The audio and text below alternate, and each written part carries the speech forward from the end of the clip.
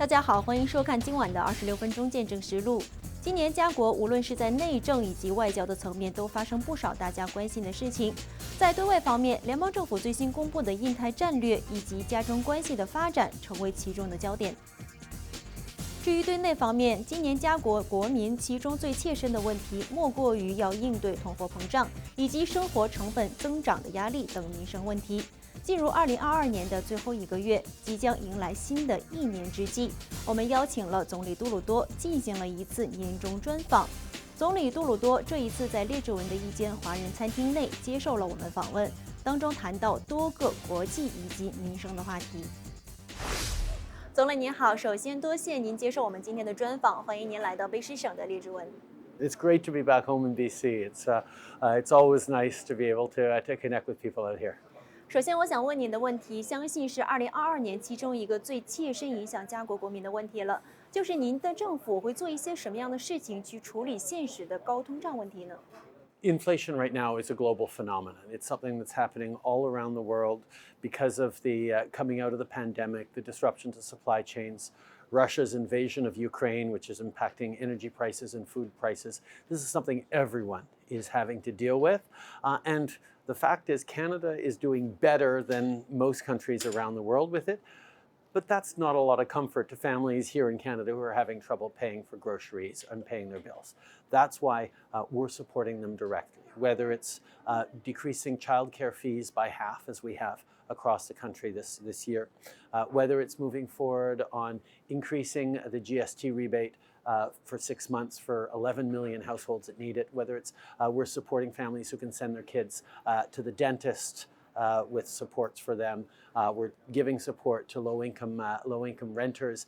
These are the kinds of things that in a targeted way support the families that need it while we get through this difficult time. 加拿大中央银行多次的加息，表示希望抑制通胀，但目前看来未见到所预期的效果。当中是出现了什么样的问题呢？是否这代表我们不能再只能用加息作为对抗通胀的手段呢？我们的政府需要想出另外的解决方法吗？ Well, first of all, it's really important to understand that what the government of Canada does is on one side, that's where we directly help families. But what the Bank of Canada does with interest rates is all about trying to control inflation. And what we're trying to do is make sure that even as the Bank of Canada raises interest rates to control inflation, we're there to help Canadians that need it. And getting that balance right is really important for us. And that's why we're being so active in reaching out to support families that need it in a targeted way to make sure that we can get through this difficult time. Because like I said, Canada is an extraordinary place where things are going pretty well, where Canadians are there to support each other, even though people are struggling. And we have a bright future ahead of us, but we need to hold on through these difficult times. And that's what Canadians do very well, and that's how we're supporting them. 根据加拿大中央银行和财政部长方慧兰都指出，家国有可能在2023年出现经济衰退。您觉得应该怎样应对目前家国的经济状况呢？ Canada went into the pandemic with one of the best economic positions or fiscal positions of any countries around the world. We came out of it with the strongest economic position of any countries in the world. We are now going into what will be challenging global waters. Whether Canada has a recession or not, we'll see, but it is going to be a challenging coming year. And you hear that from Canadians. You don't need experts to tell us. People know that they're worried about the coming months.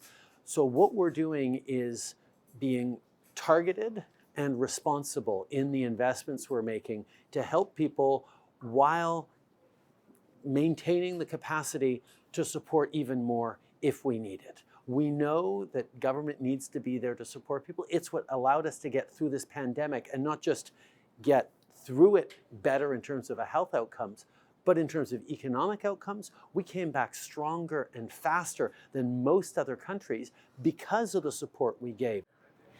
有评论就认为，我们的政府现在花费过多，加拿大中央银行又继续印钞票去支持政府的花费，从而推高通货膨胀，增加生活成本。您会怎样回复这个讲法呢？ There are people out there, including the Conservative leader, who talks about the fact that he thinks Canada is broken. Canada's not broken. Canadians are going through a tough time right now, but we're also showing what we do best, which is to be there for each other and support each other. Now, when we step forward with support so people could send their kids to the dentist, we step forward with supports to lower childcare fees, the Conservatives didn't want us to do that. What did the Conservatives recommend people do to avoid inflation? Invest in cryptocurrencies. If people had listened to Pierre Poilievre when he told everyone to invest in crypto, they would have lost more than half their life savings. That's not a responsible path to do it. We have demonstrated that by being there to support small business, being there to support families go through these difficult times, not only does it help them in that moment, but it makes sure that our economy can come back stronger. And for people who say we're spending too much, we're spending the investments that are needed to support Canadians, but you don't have to take my word for it. You can look at the international bond rating agencies. Canada is the third largest economy in the world with a AAA rating. That is the top financial rating by the organizations and companies that analyze whether or not a country's finances are in good shapes. We're at the very top of that. So when people attack us for supporting Canadians, they're not only demonstrating that they wouldn't support Canadians, they're showing they don't actually know what they're talking about. 我们想了解一下，您预测通胀会持续多久呢？ We know from talking to Canadians that the coming year is going to be difficult. With inflation continuing, with interest rates staying high, people are going to be feeling the squeeze. And that's why we're there to support people directly, and we're there to make sure that Canadians can continue to be there for each other. But we also know that as challenging as this will be for everyone around the world, it'll be slightly less challenging for Canada. We have the energy resources, we have the food resources, we have a stability and a growing economy because of immigration, because of the diversity of this country that has always been a strength for us. So yes, it's going to be difficult for the coming year. We have to be honest about that. But what Canadians do, what we've always done, and this community is a great example of that, is being there for each other, supporting ourselves through the tough times, rolling up our sleeves and staying positive and getting through it. And that's exactly what we're going to do. 外交部长乔美兰刚刚公布了本国的印太战略，很多人视这个战略为一个信息，就是加拿大想要拉远和中国的关系。您认为这样去理解和看待这个印太战略是否正确呢？ No, it's not about ending our relationship with China. China is the second largest economy in the world, and it continues to grow. And there are many ways where we're going to need to work with China in very constructive ways, whether it's on big issues like climate change or whether it's on economic trade and partnerships. But what the Indo-Pacific strategy is also making sure that Canada is engaged with the rest of the region, investing in Vietnam, in Singapore, in Indonesia, in Malaysia, in the Philippines, in Korea, all these other countries that are really important to create opportunities for Canadian businesses. As the Chinese community well knows, there's growth happening across Asia, and Canada needs to be connected with all of that. So it's about creating more opportunities for Canadian businesses, more opportunities for deeper people-to-people ties with that important and growing part of the region. 那么，印太战略是一个长远的工作，不是说一朝一夕可以达到的目标。那当朝着这个方向进行的同时，中国目前仍然是我们第二大贸易伙伴。那么，我们政府始终仍然要决定对华的方针，究竟是减少往来还是继续合作？在这一方面，您有什么打算呢？ Well, our plan is to make sure that we're approaching China in a thoughtful way that stands up for our values and our interests. But engages as is in our interests. So there are areas we're going to need to cooperate and compete with China on economic, on climate change, on a range of things. But there are also areas where we're going to need to directly challenge China, whether it's on human rights, whether it's on freedom of expression, whether it's on the rule of law and protection of our principles around the world. We're going to be very clear and open about where we stand. but we're also going to look to have a constructive relationship, because that's what Chinese Canadians, and that's indeed what all Canadians expect, to be able to be there to benefit from this relationship, while at the same time staying true to the values that make this country strong. 您和中国国家主席习近平在亚洲的对话事件成了国际报道的焦点。我们想了解一下，其实您自己对这个事件有什么看法呢？ Listen, conversations aren't always going to be easy at that level, but it's really important to have those conversations, even when they're difficult, and to be very clear about where we stand, about what our values are, and look to have a constructive relationship in ways that we can. There are things that we're very much going to always disagree on with the Chinese leadership.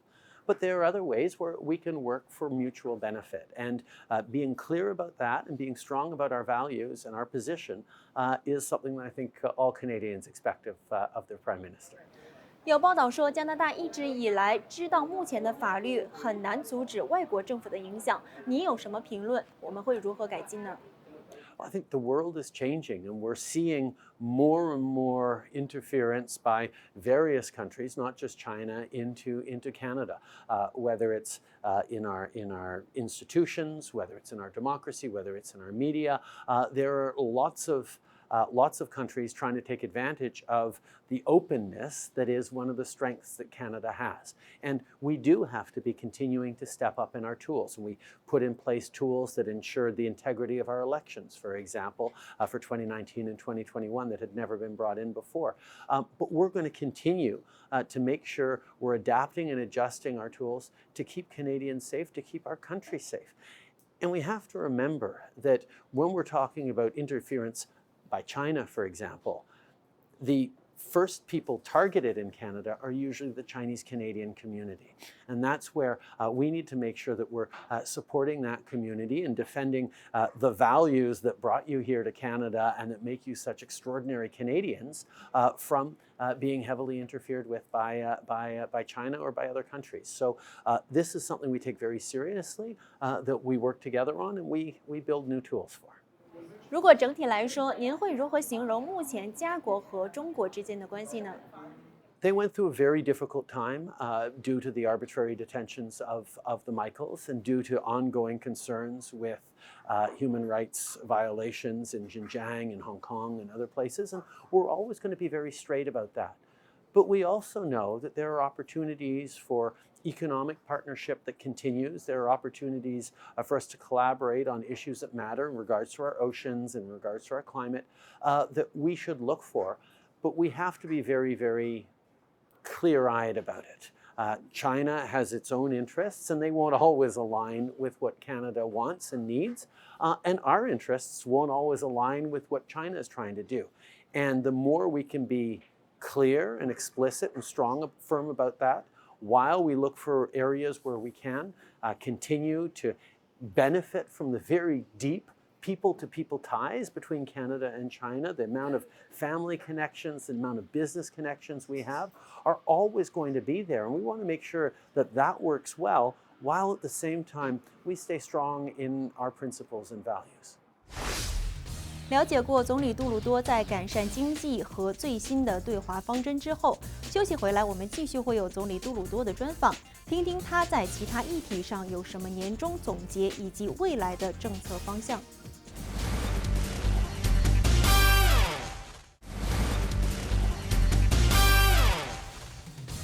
欢迎回到节目时间。2022年，加国的医疗系统面对重重挑战，房屋短缺问题持续，政府增加碳税的政策备受争议，劳工短缺的问题更是影响到各行各业。在这一次的年终专访当中，总理杜鲁多对这些议题都做出了详细的解说。联邦政府移民部表示，计划在未来的3年吸纳145万移民。您是否认为这样就真的可以解决目前本国劳动力短缺的问题呢？ Oh, absolutely.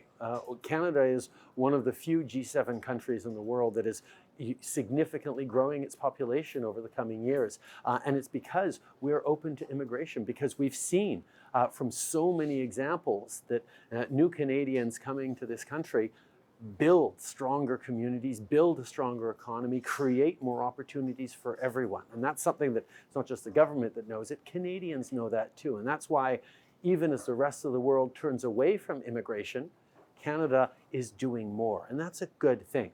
We have to make sure, however, the people who are coming here have those opportunities to work, to study, to stay here, to build homes and to buy homes. These are the things that we have to get right as we increase immigration, and that's exactly what we're doing. Immigration is a great thing for Canada. We only have to look again at the Chinese Canadian community as an extraordinary example of the richness that has come to Canada because of it, to know that we need more and we have to make sure we're doing it right.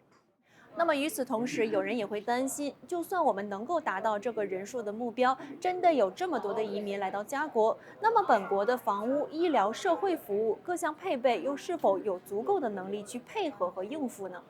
Well, one of the pressures on our housing market is we're lacking construction workers to build those houses. So bringing in new Canadians who can work in the construction industry, bringing in new Canadians who have qualifications, whether it's medical qualifications or social and community qualifications. These are the kinds of things that will grow our economy, respond to those needs, and create better services for everyone. So being thoughtful and deliberate about our immigration strategy, making sure at the same time that we are bringing in better connections for families. We're increasing the targets on parents and grandparents, for example, on family reunification, because we know that bringing over family members, even though it's not directly going to solve shortages in construction, it goes directly towards the quality of life of people living here and increases the opportunities in our communities to grow.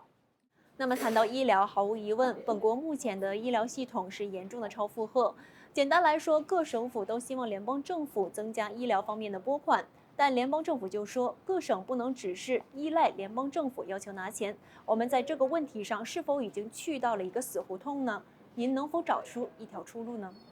We actually haven't said no to more funding. I've said from the beginning, we will be there with more funding.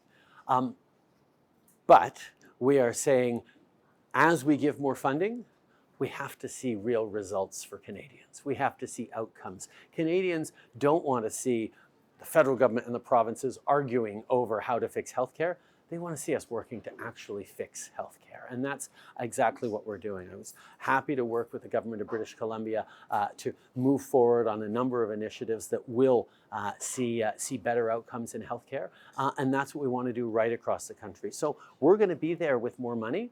But I think all Canadians expect that more money means more primary care doctors, more nurses, better mental health supports, less wait times, less backlogs in surgeries. Those are the things we need to fix. Just throwing dollars at the problem won't necessarily fix it. We need changes in the system, and that's where the federal government is looking to work constructively with the provinces quickly to make that happen. 目前本国民众饱受生活成本上涨的压力，那为何您依然认为这是时候增加碳税呢？您会不会考虑推迟推行加碳税这个计划？ The way we brought in a price on pollution across the country, actually in places where the federal model applies, it gives back more money to the average family for the cost of the extra cost of the price on pollution. So even, yes, though the price on pollution adds a little bit to the price of gas, a little bit to the price of certain things, we're giving a check overall 4 times a year that more than makes up for that. So families actually, average families, 8 out of 10 families, make more money from us having put a price on pollution than it costs them. That's how we fight climate change at the same time as we support families, because putting a price on pollution encourages our businesses, our factories to do things that'll not just reduce their pollution, but innovate to be more competitive in a low carbon world. So it's all about understanding that this is the direction the world is going in, and this is the encouragement that many businesses need to say, you know what, I am going to invest in the upgraded system. I am going to invest in better insulation or better processes that are going to reduce pollution, because pollution's not free anymore, at the same time as we get more competitive. 本国的国民目前面对的另外一个危机就是房屋短缺的问题了，尤其是在加国很多大城市，比如说我们的温哥华、多伦多，很多人都没有能力购买房屋，房屋租金也很贵。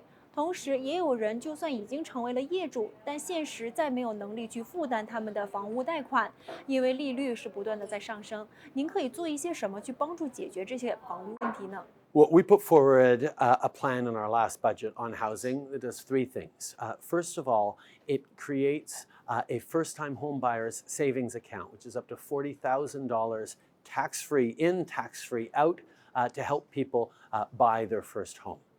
We're also moving forward to crack down on the unfair practices, on speculation, on house flipping, on foreign owners who don't live here. These are the kinds of things that we need to make sure makes the housing market fairer.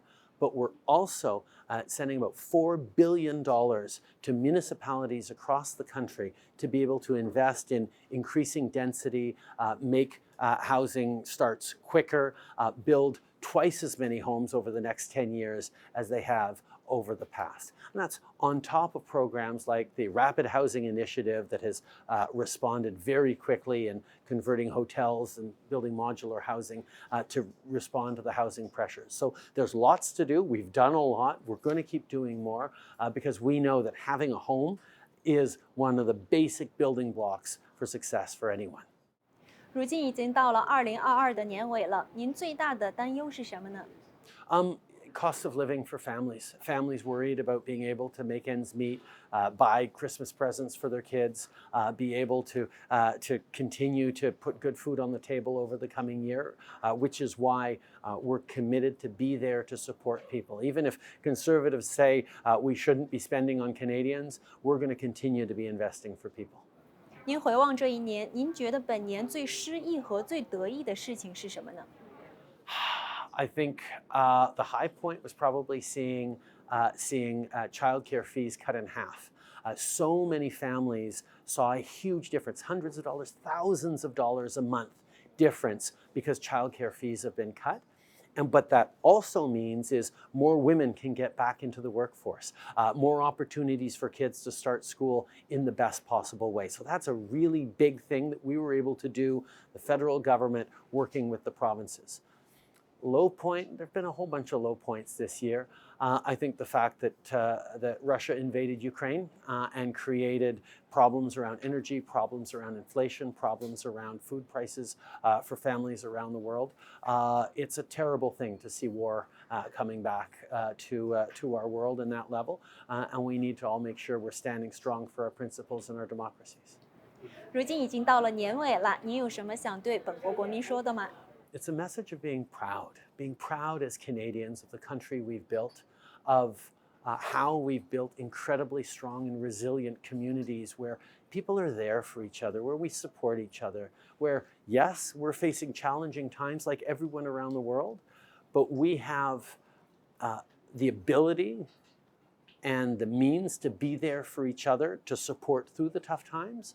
But it also is looking towards the future with optimism, what childcare means for our workforce, what our critical minerals strategy and our battery production strategy means for the future of jobs and energy in this country. There are a lot of things to be really optimistic about, but it just requires us to hold on and continue to be there for each other through the tough times that Canadians know are coming and that we will continue to support you through. 虽然现在早了一点点啊，但是我们中国农历新年也是即将到来了。您有什么想对本国华裔民众讲的吗？ Well, I will certainly say it again once Chinese New Year comes in a few weeks, but it's how important the Chinese Canadian community is to Canada. We have an incredible Chinese Canadian community that has contributed in so many ways, not just to the economic growth of our country, but to the depth and richness of our country in ways of culture, of language, of family, in ways that is yet another example that being a country open to differences, open to others, is the best way to create a strong country for the future, and we wouldn't be able to do that without a strong and vibrant Chinese-Canadian community. 总理再次感谢您今天接受我们的专访。It's a real pleasure to be here. 那么提前祝您圣诞和新年快乐。Thank you very much. Happy New Year and Merry Christmas. 好了，今晚的节目时间就差不多了。如果观众对于我们的节目有任何意见的话，欢迎以电邮的方式与我们联络。我们的电邮地址是mag26@fairchildtv.com。感谢您的收看，我们下期再会。